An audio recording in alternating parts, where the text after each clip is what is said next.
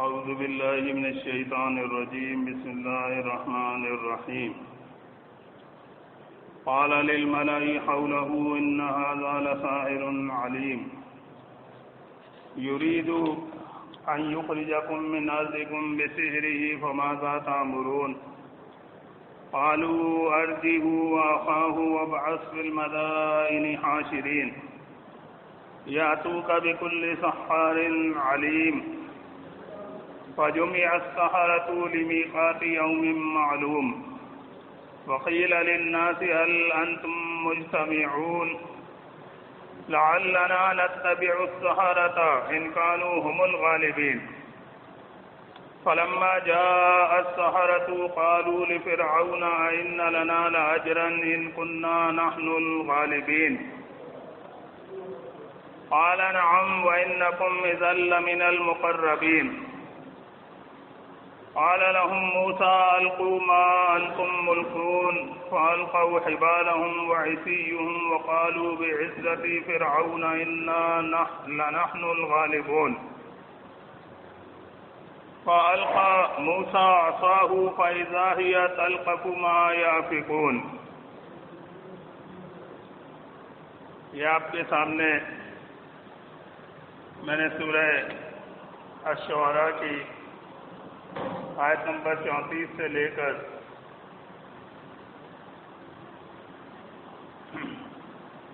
آیت نمبر 45 تک کی تلاوت کی ہے. سورہ شعراء مکے میں نازل ہوئی ہے اور شعراء جو اس سورت کا نام ہے یہ جمع ہے شاعر کی. اللہ تعالیٰ نے اس سورت کے آخر میں یہ بتایا ہے کہ یہ جو شاعر لوگ ہوا کرتے ہیں، جو شعر و شاعری کرتے ہیں، یہ اچھے لوگ نہیں ہوتے. تو اللہ تعالیٰ نے بتایا کہ یہ اچھے لوگ نہیں ہوتے ہیں، ان کے قول و فعل میں تضاد ہوتا ہے اور باتیں بڑی بڑی کرتے ہیں لیکن عملی طور پہ یہ صفر ہوتے ہیں اور شاعروں کی پیروی کرنے والے زیادہ تر لوگ گمراہ ہوتے ہیں. تو یہ بات اللہ تعالیٰ نے اس وجہ سے بتائی کہ مکے کے مشرکین اللہ کے نبی صلی اللہ علیہ وسلم کی دعوت توحید سے چڑھ کر طرح طرح کے الزامات لگاتے تھے اللہ کے نبی صلی اللہ علیہ وسلم پر، جن کو وہ خود یہ سمجھتے تھے کہ یہ الزامات غلط ہیں. کوئی کہتا تھا کہ وہ شاعر ہیں، شعر و شاعری کرتے ہیں. کوئی الزام لگاتا تھا کہ یہ جادوگر ہیں، جو ان کے پاس جاتا ہے وہ ان کے جادو کے اثر میں آ جاتا ہے. کوئی کہتا تھا کہ یہ کاہن ہیں، جس طرح سے ہمارے معاشرے میں اور کاہن ہوتے ہیں مستقبل کے واقعات کی خبر دینے والے. تو اس طرح سے یہ بھی یہ بتاتے ہیں کہ یہ ہوگا اور اس طرح سے ہوگا، یہ واقعہ ہونے والا ہے. تو یہ بھی ایک طرح کے ہمارے کاہنوں کی طرح سے ہیں. تو اللہ تعالیٰ نے قرآن میں ان کے ان بے بنیاد اعتراضات کو بھی رد کیا اور یہ بتایا کہ تمہاری عقلوں کو کیا ہو گیا ہے کہ یہ سوچتے نہیں کہ یہ شاعر اور یہ کاہن اور یہ جادوگر کس طرح کے اخلاق اور کس طرح کے کردار کے لوگ ہوتے ہیں. یہ معاشرے کے برے لوگ ہوتے ہیں، معاشرے میں ان کی کوئی عزت کوئی احترام نہیں ہوتی ہے. اپنے اخلاق اور کردار سے کبھی کسی جادوگر نے، کسی شاعر نے، کسی کاہن نے کوئی انقلاب برپا نہیں کیا ہے. لوگوں کی سیرتیں انہوں نے نہیں سنواری ہیں. جبکہ محمد صلی اللہ علیہ وسلم جو ہے، جو دعوت دے رہے ہیں، اس کو جو قبول کرتا ہے اس کی برائیاں ختم ہو جاتی ہیں، وہ معاشرے کا اچھا انسان بن جاتا ہے، دوسروں کا ہمدرد اور ان کا غم گسار ہو جاتا ہے، وہ جھوٹ بولنا چھوڑ دیتا ہے، وہ در در پہ اپنے سر کو جھکانا چھوڑ دیتا ہے، ایک اللہ کی بندگی کرنے والا بن جاتا ہے. اور یہ جو تمہارے الزامات ہیں یہ قطعاً غلط ہیں۔ تو اللہ تعالیٰ نے اس صورت کے آخر میں یہ بتایا کہ یہ شاعر لوگ جو ہوتے ہیں ان کی پیروی بھٹکے ہوئے لوگ کرتے ہیں، اور تم دیکھتے نہیں ہو کہ یہ ہر وادی میں سر ٹکراتے پھرتے ہیں اور ان کے قول و فعل میں تضاد ہوتا ہے۔ ان کی باتیں کچھ ہوتی ہیں اور ان کا عمل کچھ اور ہوتا ہے۔ اور شاعر لوگ آج بھی ہمارے معاشرے میں پائے جاتے ہیں اور پہلے بھی پائے جاتے تھے۔ ہم سب جانتے ہیں کہ کس طرح کے یہ لوگ ہوتے ہیں۔ تو اللہ کے نبی صلی اللہ علیہ وسلم پر مشرکین مکہ کے اس طرح کے اعتراضات کو بھی اللہ تعالیٰ نے رد کیا،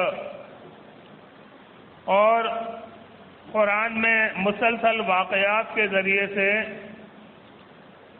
ان کو یہ سمجھایا جاتا رہا کہ تمہارا اور تمہارے باپ دادا کا یہ جو دین ہے، جس میں تم نے اللہ کے علاوہ دوسرے مشکل کشا اور حاجت روا بنائے ہیں،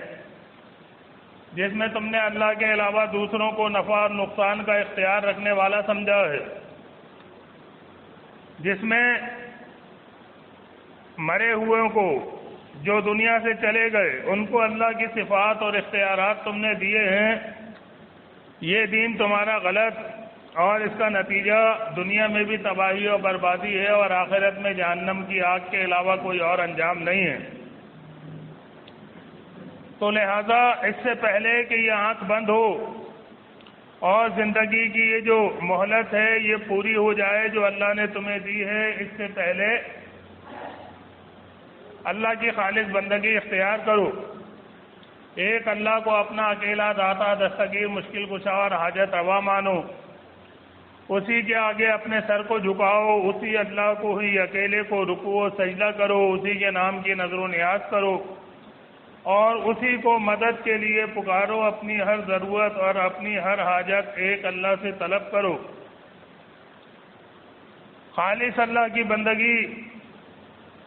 کا راستہ ہی وہی راستہ ہے کہ جس کے اوپر تمہیں چلنے کے بعد دنیا اور آخرت میں کامیابی نصیب ہوگی، اللہ کی رحمتوں کے تم مستحق بن جاؤ گے۔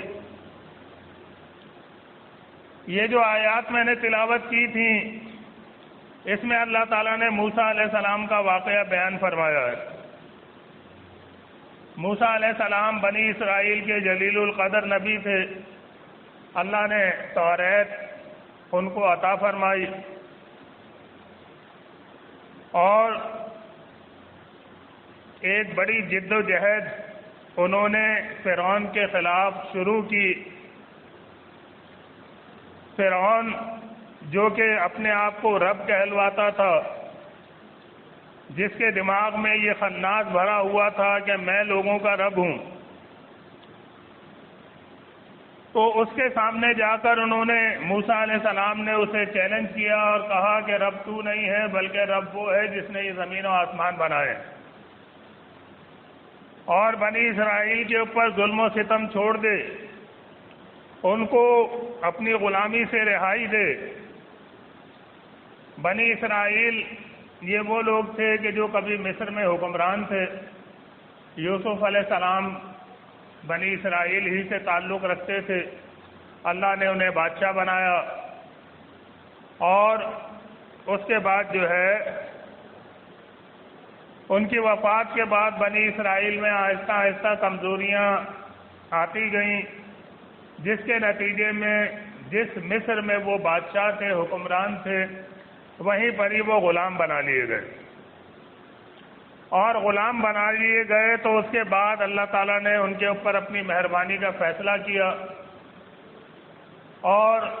فرعون کی غلامی سے ان کو نجات دی،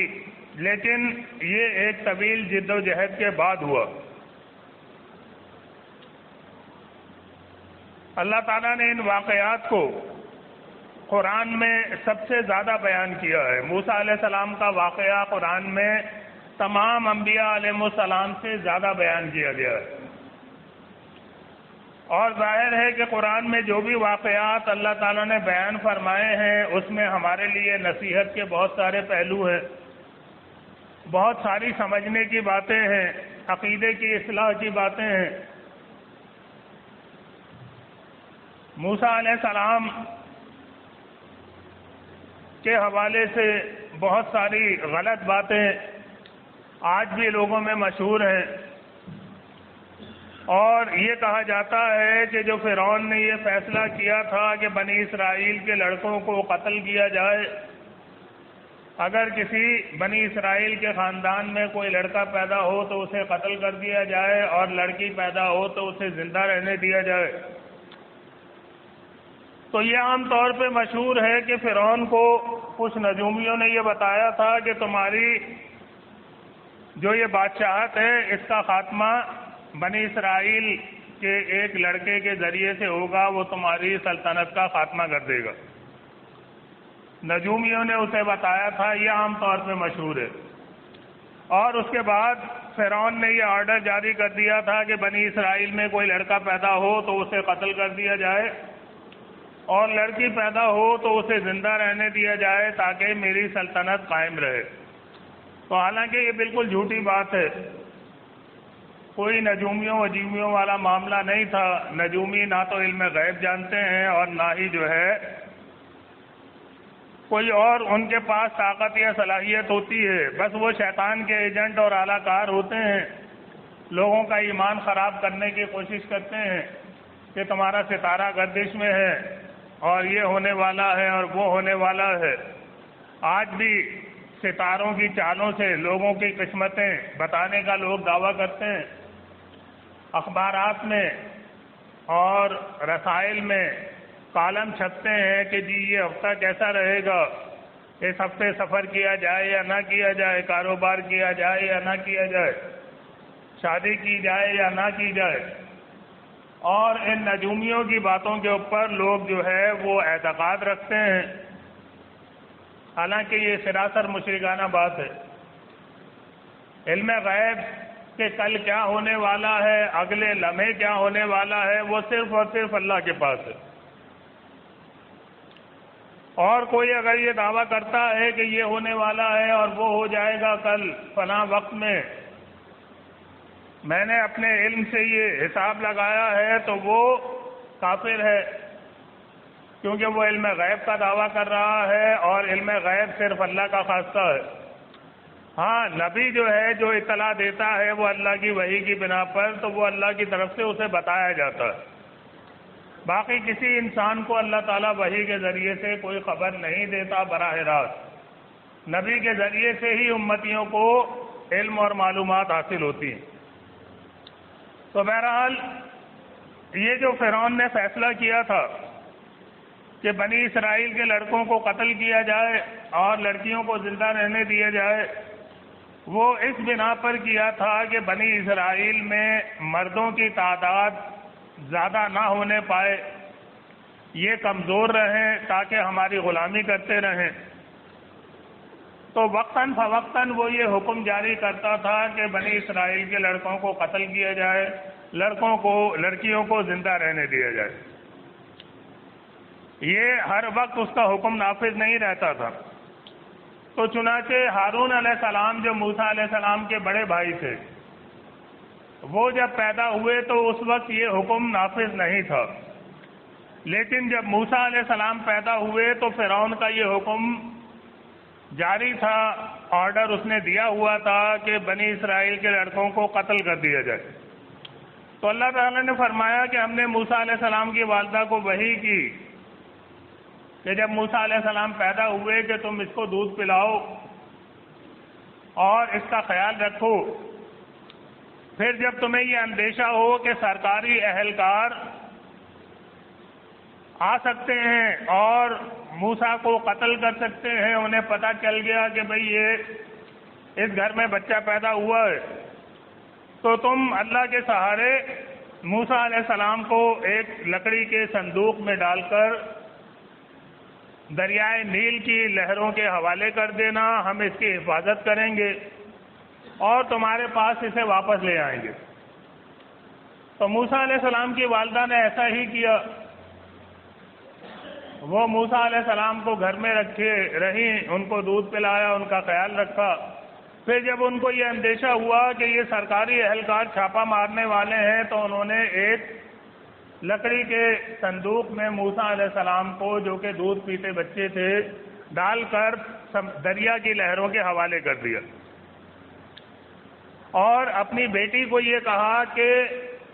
ذرا صندوق کے ساتھ ساتھ چلتے جاؤ کہ یہ نظر آئے صندوق تمہیں، دیکھو یہ کہاں پہنچتا ہے۔ اور موسیٰ علیہ السلام کی بہن جو ہے وہ صندوق کو دیکھتے ہوئے چلتی رہیں کہ یہ بہتا ہوا کہاں جا رہا ہے،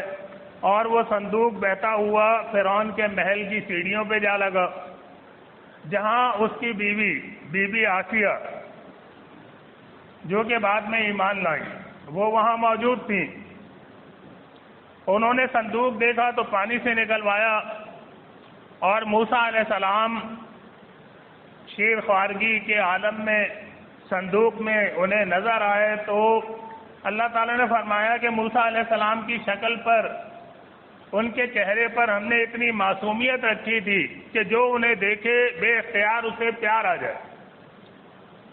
تو جب بی بی آسیہ نے موسیٰ علیہ السلام کو دیکھا تو انہوں نے کہا کہ کتنا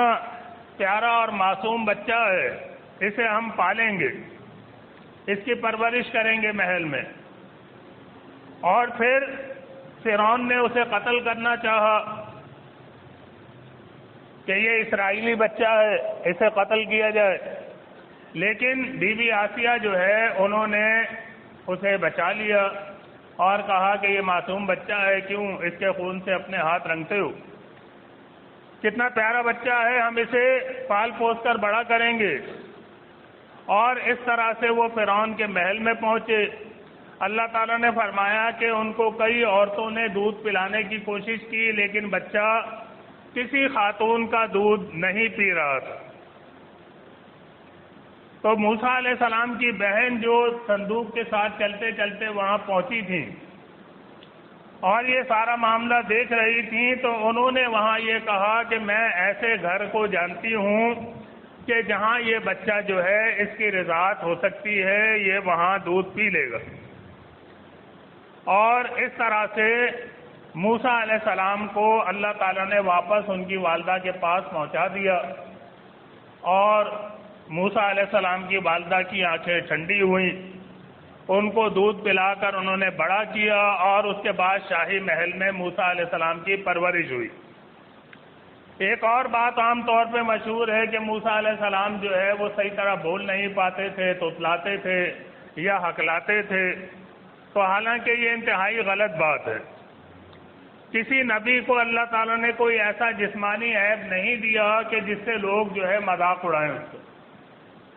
آج کوئی توتلاتا ہے، توتلا کر بولتا ہے یا ہکلا کر بولتا ہے یا بولنے میں اٹکتا ہے تو لوگ اس کا مذاق بناتے ہیں،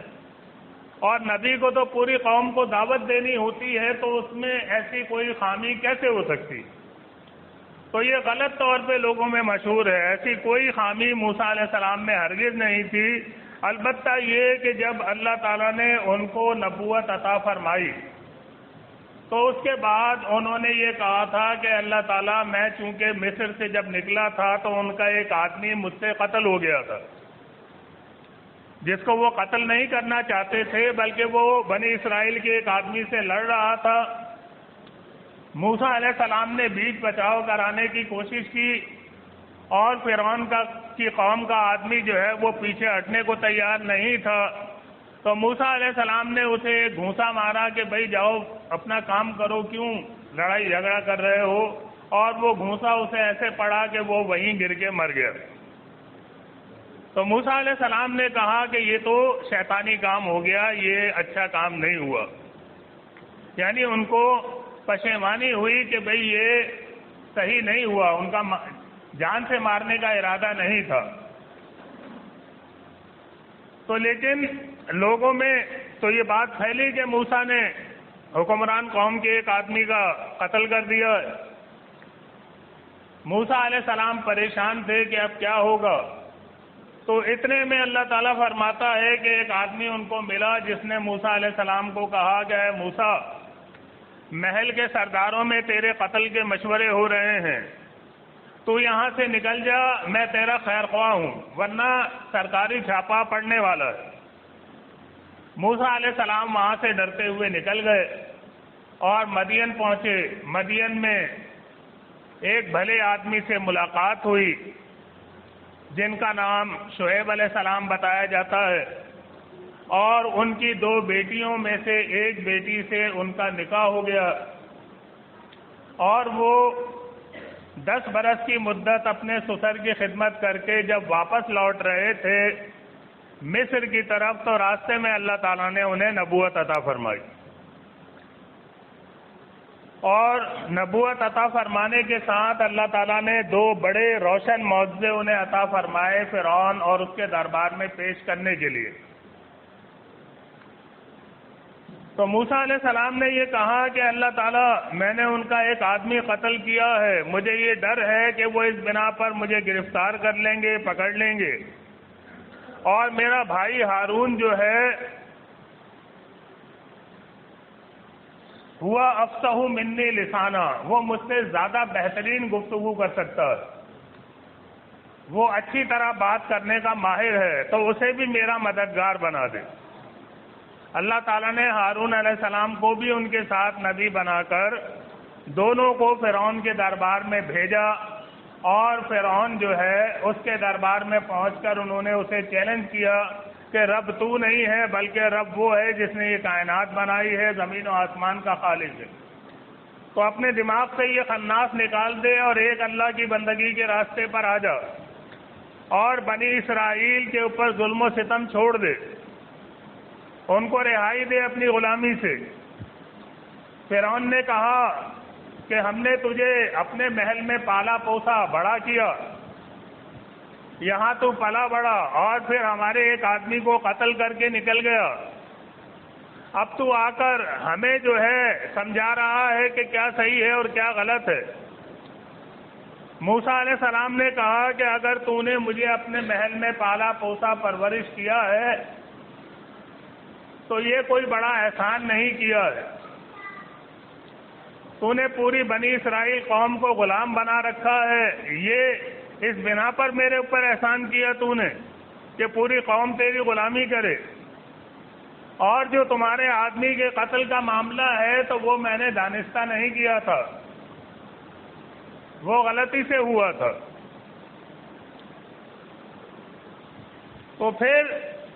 فرعون کے جب سارے حربے ناکام ہو گئے کہ اپنے احسان جتا کر وہ درباریوں کو اپنا ہمنوا نہیں بنا سکا،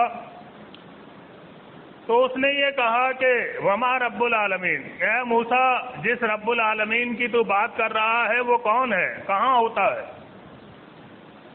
کس رب العالمین کی بندگی کی طرف مجھے تو بلا رہا ہے؟ موسیٰ علیہ السلام نے کہا کہ ربکم و رب آبائکم الاولین، وہی رب جو تیرا بھی رب ہے اور تیرے جو آباء و اجداد جو گزرے ان کا بھی رب ہے، اس کی بندگی کی طرف میں تجھے دعوت دے رہا ہوں۔ تو فرعون نے یہ کہا کہ تو ایک دیوانگی کا شکار شخص نظر آتا ہے، کیسی بہکی بہکی باتیں کرتا ہے، یہ ملک مصر میرا ہے، میں یہاں حکم چلاتا ہوں، اور کون سا رب ہے کہ جس کی تو مجھے دعوت دے رہا ہے، اور وہ رب ہے کہاں پر؟ کیا اس بات کی دلیل ہے کہ تو اسی رب کا بھیجا ہوا ہے؟ موسیٰ علیہ السلام نے کہا کہ کیا میں اگر کوئی کھلی نشانی بھی پیش کر دوں اللہ کی طرف سے مامور ہونے کی، پھر بھی کیا تو نہیں مانے گا؟ فرعون نے کہا کہ اچھا کوئی نشانی بھی لایا ہے اللہ کی طرف سے مامور ہونے کی، تو وہ نشانی پیش کر۔ اللہ تعالیٰ فرماتا ہے کہ موسیٰ علیہ السلام نے اپنا عصا پھینکا تو وہ جیتا جاگتا اژدہا بن گیا، بہت بڑا سانپ بن گیا، اور انہوں نے اپنے گریبان میں ہاتھ ڈال کر نکالا تو وہ چاند کی طرح سے چمک رہا تھا۔ اتنے بڑے اور روشن معجزات فرعون کے دربار میں موسیٰ علیہ السلام نے پیش کیے۔ فرعون ایک لمحے کو تو گھبرایا، لیکن اس نے یہ کہا کہ یہ تو جادو ہے، اور ایسے جادوگر تو ہماری مملکت میں بھی پائے جاتے ہیں، ہماری قلم رو میں ایسے بہت سارے جادوگر پائے جاتے ہیں، ایسا ہم بھی کر کے دکھا سکتے ہیں۔ تو موسیٰ علیہ السلام نے یہ کہا، سورہ یونس میں آتا ہے کہ اتقولون للحق اما جاءکم، کہ کیا تم حق کو جادو قرار دیتے ہو جبکہ تمہارے سامنے اسے پیش کیا گیا اسحر ھذا، کیا یہ جادو ہوتا ہے؟ ولا یفلح الساحرون، حالانکہ جادوگر کبھی فلاح نہیں پایا کرتے۔ سب جانتے ہیں کہ جادوگروں کی کیا حیثیت ہوتی ہے، تو اللہ کی طرف سے ماموریت کے ان صریح نشانات کو تم جادو قرار دیتے ہو، کیا عقل تمہاری ٹھکانے ہے؟ تو فرعون نے اپنے درباریوں سے مشورہ کیا کہ کیا کیا جائے۔ درباریوں نے کہا کہ اس کو اور اس کے بھائی کو کہیں کہ وہ رکیں، ذرا ٹھہریں، ہم اپنا انتظام کر لیں، اور پوری مملکت میں ڈھنڈورتی آپ بھیج دیں جو کہ ڈھنڈورا پیٹیں کہ مملکت کے ماہر ترین جادوگر فرعون کے دربار میں حاضر ہو جائے۔ جو بھی ماہر جادوگر ہے وہ فرعون کے دربار میں پہنچے۔ تو بڑے بڑے جادوگر فرعون کے دربار میں پہنچے، ایک مجمع لگ گیا جادوگروں کا فرعون کے دربار میں، اور قومی جو تہوار تھا جس میں عام تعطیل ہوتی تھی وہ دن مقابلے کے لیے مقرر ہوا۔ موسیٰ علیہ السلام نے ہی یہ کہا کہ دن چڑھے جو ہے لوگ جمع ہو جائیں، سورج پوری طرح سے روشن ہو تاکہ سب کو کھلے میدان میں نظر آئے کہ حق کیا ہے اور باطل کیا ہے۔ جادوگر آ گئے، اللہ تعالیٰ نے فرمایا قال للملأ حولہ ان ھذا لساحر علیم، فرعون کے جو ارد گرد اس کے درباری تھے انہوں نے کہا کہ یہ بڑا کوئی علامہ قسم کا جادوگر ہے، یرید ان یخرجکم من ارضکم بسحرہ، اور یہ چاہتا ہے کہ اپنے جادو کے کمالات دکھا کر تم کو تمہاری سرزمین سے بے دخل کر دے، جادو سے تم سے تمہارا ملک چھین لے۔ فماذا تأمرون، تو لہذا کیا حکم دیتے ہو؟ قالوا ارجعوا واخاہ وابعث فی المدائن حاشرین، لوگوں نے کہا کہ اس کو اور اس کے بھائی کو کہیں کہ ابھی آپ آرام کریں، ہم اپنا انتظام کر لیتے ہیں، اور پوری مملکت میں اعلان کرنے والے آپ بھیج دیں یاتوک بکل سحار علیم، تاکہ جو بڑے علامہ قسم کے جادوگر ہیں، ماہر فن ہیں، ان کو آپ کے دربار میں پیش کر دیں۔ فرمایا فجمع السحرة لمیقات یوم معلوم، تو وہ جو دن مقابلے کا طے تھا اس دن جادوگر فرعون کے دربار میں جمع تھے، اکٹھے تھے۔ وقیل للناس هل انتم مجتمعون، اور لوگوں میں بھی یہ اعلان کر دیا گیا تھا کہ آؤ میدان میں چلو، مجمع اکٹھا کرو، کیونکہ فرعون کی بادشاہت داؤ پہ لگی ہوئی ہے۔ لعلنا نتبع السحرة ان كانوا هم الغالبین، اگر یہ جادوگر غالب رہے تو پھر ہم انہی کی پیروی کر لیں گے۔ فلما جاء السحرة، اللہ نے فرمایا کہ جادوگر میدان میں مقابلے کے لیے جب پہنچے، قالوا لفرعون، تو انہوں نے فرعون سے کہا کہ ائن لنا لاجرا ان كنا نحن الغالبین، کہ بادشاہ سلامت اگر ہم مقابلہ جیت گئے تو ہمیں انعام ملے گا۔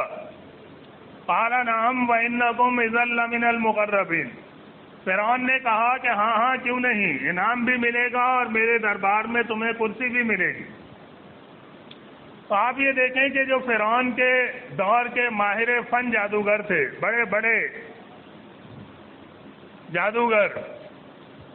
وہ فرعون سے یہ کہہ رہے تھے کہ اگر ہم مقابلہ جیت گئے تو ہمیں کچھ انعام ملے گا۔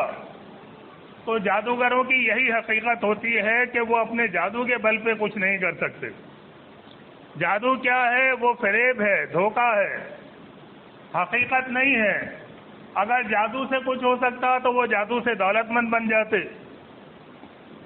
پیسے اکٹھے کر لیتے، یا پھر فرعون کو ہٹا کر خود جو ہے اقتدار پہ قبضہ کر لیتے۔ تو جادو میں ایسی کوئی طاقت ہوتی ہی نہیں ہے کہ وہ کوئی کسی کو نفع یا نقصان پہنچا سکے۔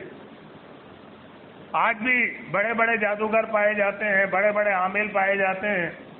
لوگوں میں مشہور ہے کہ جی فلاں صاحب بہت بڑے عامل ہیں، فلاں صاحب جو ہے وہ یہ کام کر سکتے ہیں، وہ کام کر سکتے ہیں۔ دیواروں پہ جگہ جگہ اشتہار لگے ہوئے نظر آتے ہیں، فلانا بنگالی جادوگر تو فلانا جو ہے وہ کوئی اور جادوگر، ہر کام چٹکیوں میں اور ہر کام بذریعہ موکل کیا جاتا ہے، اور اندھے عقیدت مند ہیں کہ دھڑا دھڑ ان لوگوں کے پاس جاتے ہیں۔ جو کوئی ذرا کسی کے ساتھ مسئلہ ہوا، کاروبار نہیں چل رہا ہے، وہ کسی عامل کے پاس پہنچ جاتا ہے، عامل بتاتا ہے کہ تمہارے اوپر بڑا کوئی سخت جادو کیا ہوا ہے، تمہارے کاروبار کی بندش کر دی گئی ہے، اور اب اس کے لیے یہ کرنا پڑے گا، اتنا عمل کرنا پڑے گا، اتنے پیسے لگیں گے، یہ تعویذ جلاؤ اور وہ فلیتے جلاؤ اور نہ جانے کیا کیا، اور لوگوں کی عقلیں اندھی ہو گئی ہیں کہ وہ یہ سب کچھ کرتے ہیں، اس وجہ سے کہ انہیں پتہ نہیں کہ قرآن میں کیا لکھا ہوا ہے، اس وجہ سے کہ انہیں پتہ نہیں کہ اللہ کے نبی صلی اللہ علیہ وسلم کی کیا تعلیمات ہیں۔ تو جادو میں کوئی نفع نقصان پہنچانے کی طاقت ہرگز نہیں ہے، ورنہ جادوگر فرعون سے نہ کہتے کہ ہمیں انعام ملے گا۔ تو بہرحال اب جب فرعون نے وعدہ کیا کہ انعام بھی ملے گا اور میرے دربار میں کرسی بھی ملے گی،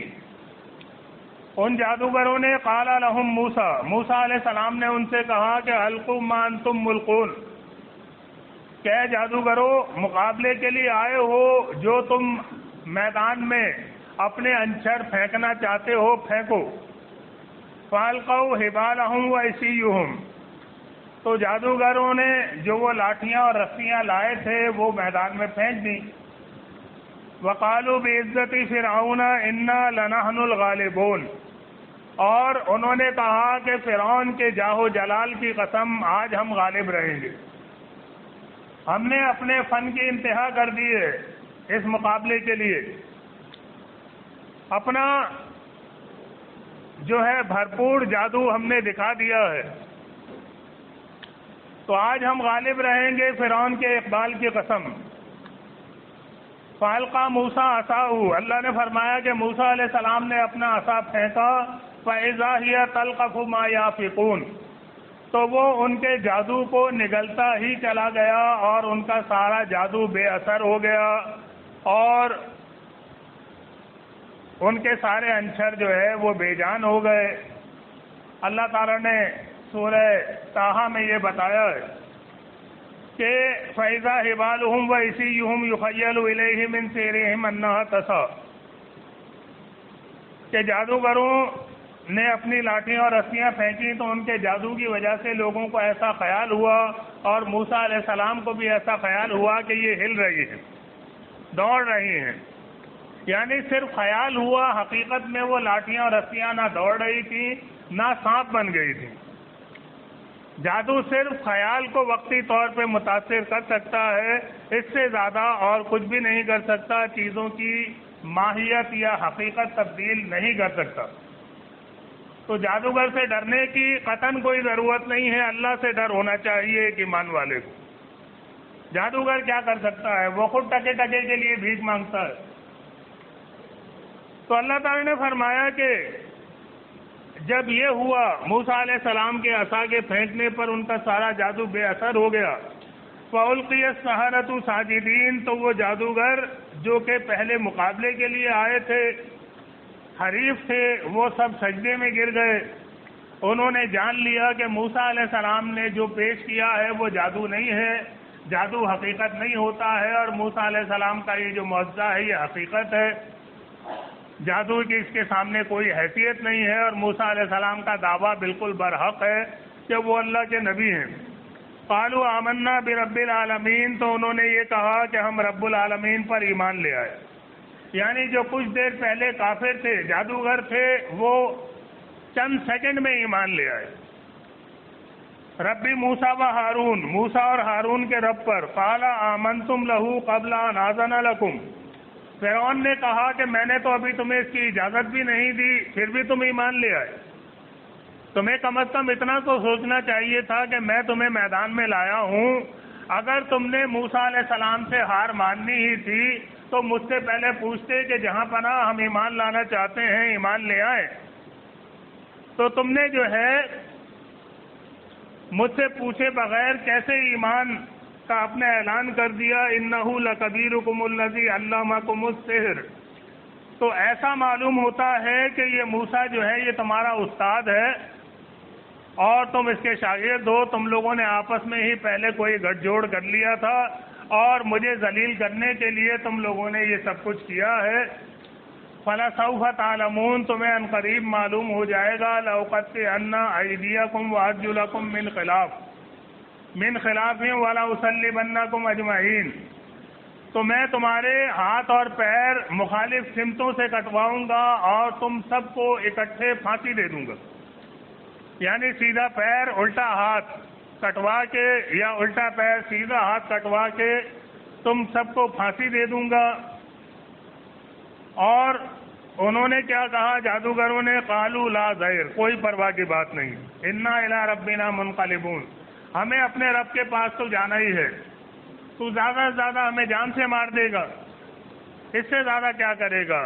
اللہ کے پاس تو جانا ہی ہے، جیسے بھی مرے، تیرے مارنے سے مرے یا قدرتی موت مرے۔ تو آپ دیکھیں کہ جادوگروں نے یہ نہیں کہا کہ ہم تجھے ابھی بندر بنا دیں گے، تو کیسے جو ہے وہ